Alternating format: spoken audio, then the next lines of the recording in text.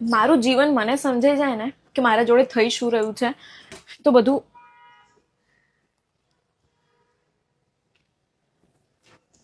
દેખાતું હોય તો તિરાડ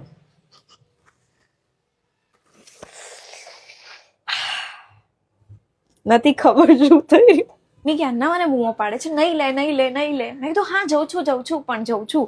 બોલે ગીઝર ચાલુ કરીને પાણી ભરીને રાખ્યું છે. ના પછી મેં કીધું ઠીક છે થોડી વાર, તો 2-3 કલાક થયા પછી હું નાવા ગઈ, કેમ કે હું એડિટિંગ કરતી હતી.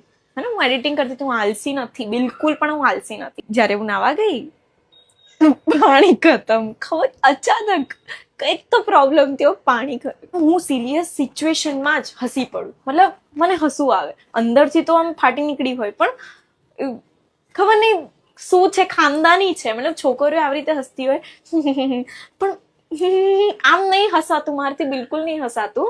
હું કેવી રીતે હસું આવી રીતે જેઠાલાલ જેવું ફીલ કરતા હશે કે મારી કિસ્મત જેઠાલાલ જેવી છે, પણ હું જેઠાલાલી છું, કેમ કે મારા જોડે આ બધું થયા કરે છે. એ દુઃખ કાહે ખતમ નહીં હોતા ગાઈસ, એ દુઃખ કાહે ખતમ. પણ મને મજા આવે, એડવેન્ચર જેવું લાગે. આવું બધું થયા કરે તો રસપ્રદ લાગે લાઈફ.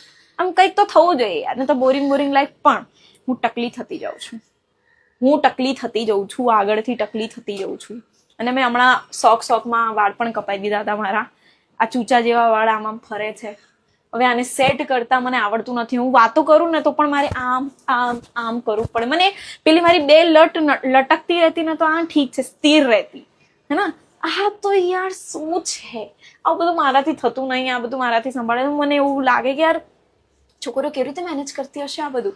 પણ હું આટલી ટકલી થઈ જઈશ, ટકલી. અને હા, આજે છેલ્લો દિવસ છે આપણો, નહીં મતલબ આ વર્ષનો છેલ્લો દિવસ છે, તો હસતે રહો, મુસ્કુરાતે રહો. અને વાલા, ઘટે તો જિંદગી ઘટે, બાકી કાંઈ ના ઘટે. રાધે રાધે.